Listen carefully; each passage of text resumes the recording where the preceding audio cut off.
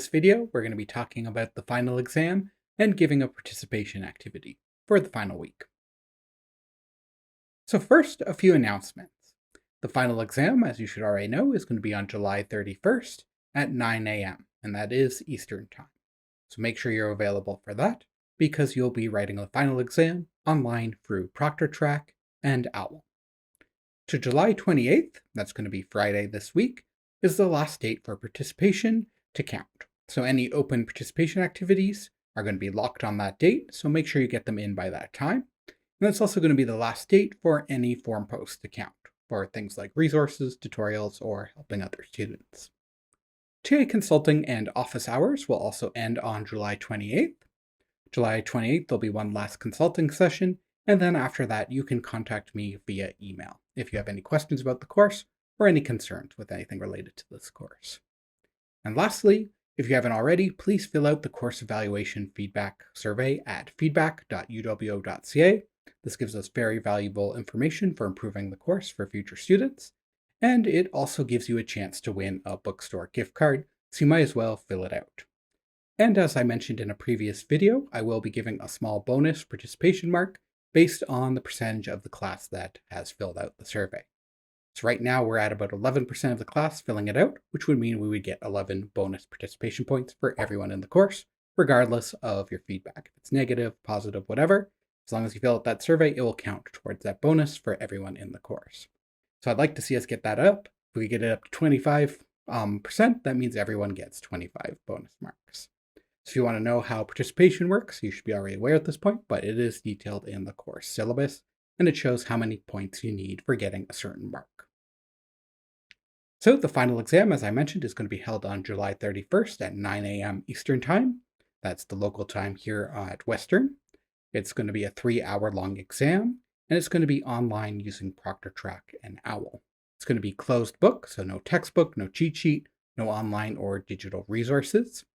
All you'll have is your web browser to take the exam. So it's going to be mixed format. It'll be very similar to the quizzes we've already had. It's going to be true and false questions, multiple choice, matching, and fill in the blank. To write the exam, you're going to need a few things. You're going to need a student ID, your one from Western. If you don't have a student ID, they'll also accept government-issued IDs. Just be aware that that might leak more private information about you. You need a webcam and a microphone. These can be built into your laptop, that's fine, but it is going to need to be a Windows or Mac OS computer. So that could be a laptop or a desktop, but it can't be a tablet or your phone. You should have Chrome and Firefox browsers installed. We recommend having both, because if you have an issue with one, you can switch to the other during the exam. And of course, you are going to need a reliable internet connection. So make sure you have all this set up, as well as a nice quiet place to write the exam before that exam date. So a little bit more about Proctortrack. There are a few things you have to do before writing the final exam, and that would be the Proctortrack onboarding process. I have another video about this, it'll tell you everything you need to know, but the basic idea is this is just going to be testing out Proctortrack and your computer and your hardware setup to make sure everything is ready to go for that final exam. So you want to ensure that your webcam, microphone, computer are all in working order, so you don't have any problems on exam date. And you want to make sure that your computer meets the minimum requirements for Proctortrack, ensure your internet connection is working, and that you have a clean and quiet place to write that exam. So you do need to get this Proctortrack onboarding process done before the exam, July 31st, but there's also participation points awarded for completing the process. So if you want this to count for participation, you do have to get it in before July 28th at 11:55 p.m. So I highly recommend, if you haven't already, go do that onboarding process now. And if you need help, watch that onboarding video. And here's that link for it right now. If you haven't done it yet, go do it right now. This isn't something you want to delay, because if it identifies any issues, you are going to have some time to get those corrected before the final exam. So now we're going to go over some of the exam rules. So the first one is you're not allowed to use, run, or have open on your computer any application other than a web browser to access the exam. So that means some of the software we use in this course, like Excel, Access, Notepad++, cannot be opened on your computer. You cannot use it. So make sure you only have that web browser open when you're taking the exam and during the onboarding process. So you must write the exam alone. You can't have anyone else in the room. So make sure you have a space that's private to yourself where you can write the exam. You're not allowed to have any electronic devices out other than your computer that you are using. So your phone has to be stored away securely and turned off. Please don't have any electronic devices out, and you don't want any of them to be seen by Proctortrack because they will flag your exam.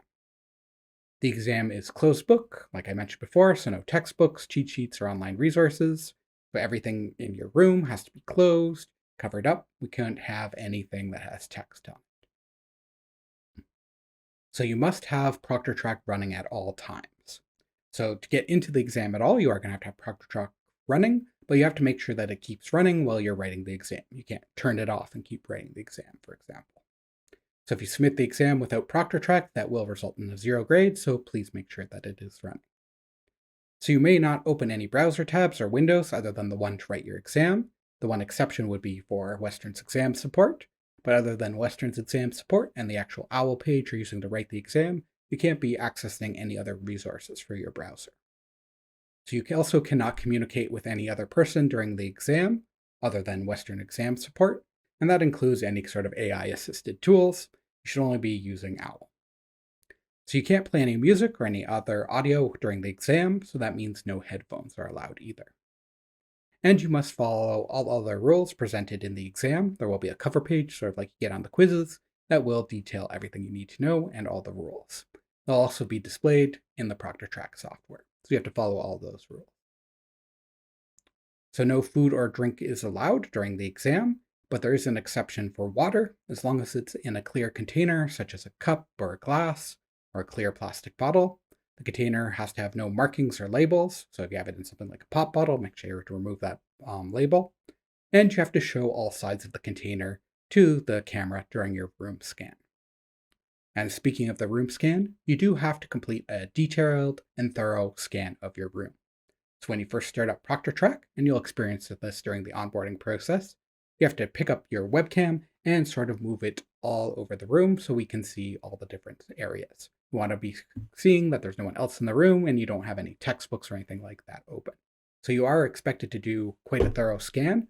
Make sure you capture everything in the room you're writing in, behind computers, behind monitors, under the desk, things like that. You want to make sure that you've covered every part of the room. And there will be a mark penalty if you don't do this room scan or if you do a quick one. So you can't just pick up the camera and go like this and then say that's done. You should take your time, do a thorough room scan.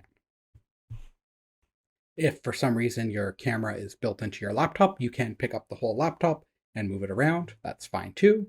The key thing here is covering everything in your room. You don't want to lose marks for not doing a good room scan.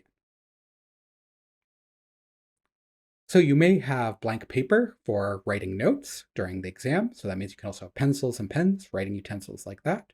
However, during that room scan, you do have to show the front and back of every single page of paper.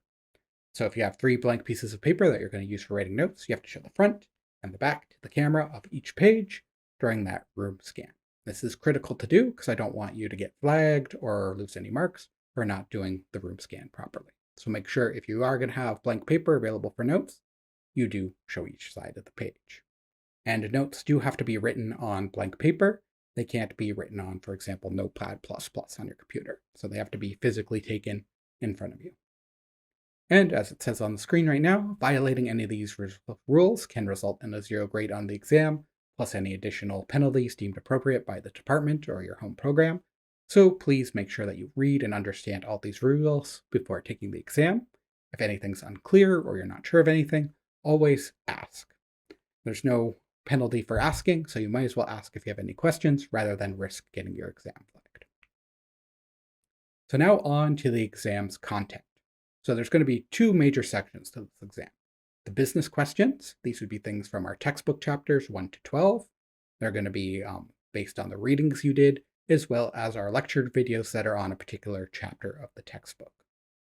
So these will mostly be true and false and multiple choice questions on the exam, and they're going to make up about 50% of the exam's worth approximately. So to be clear, that's in terms of worth of the point value, not necessarily in terms of number of questions. I also say approximately here, so you could say plus or minus 10%. The second part of the exam is going to be tutorial content. So these would come from our actual assignments. They're going to things like Excel, access, ERDs, XML, schemas, SQL, ports, forms, queries, all that stuff that we covered in the assignments, as well as tutorial videos. So these will be multiple choice, matching, and fill in the blank type questions. And again, they're going to make up 50% of the exam's worth in terms of point value, not necessarily in terms of number of questions. And again, that is approximately, so plus or minus 10%. So you should expect enough questions to fill the full 3 hours. So the time is an important element of this exam, so I recommend usually not spending more than 1 minute on a multiple choice question, so you save the time for those tougher tutorial questions, which might be a little bit more involved. So if you're concerned at all about Proctortrack or that onboarding process, please do check out my Proctortrack video. It will guide you through the whole thing and explain what Proctortrack is and what it does. So there are a few common questions, and one of those are, how do I start the exam on exam day?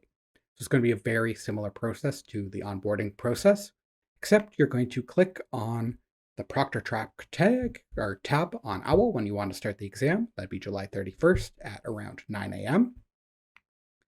And that will display a list of tests. So the only one available is going to be the final exam test.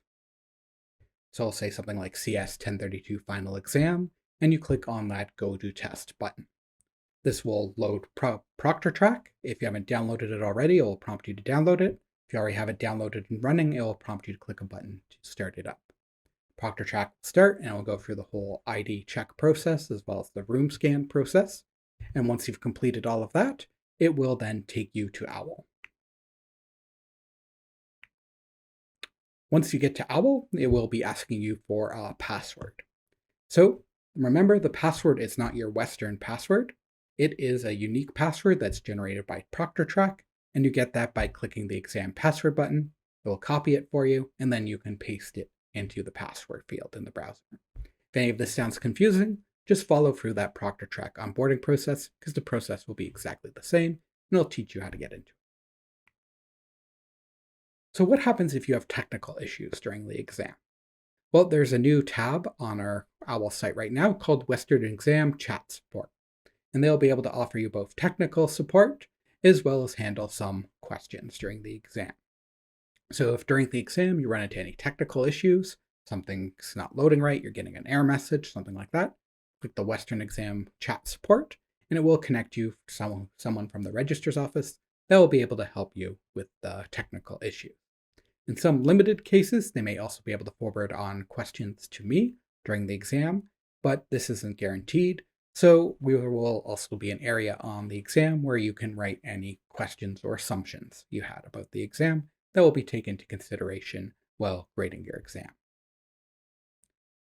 Proctortrack also has a built-in tech support feature, but I do recommend going through Western Exam Chat Support first, because I'll be most familiar with Western setup, and only relying on Proctortrack's tech support after you've gone through Western's exam support, or they ask you to talk to Proctortrack tech support.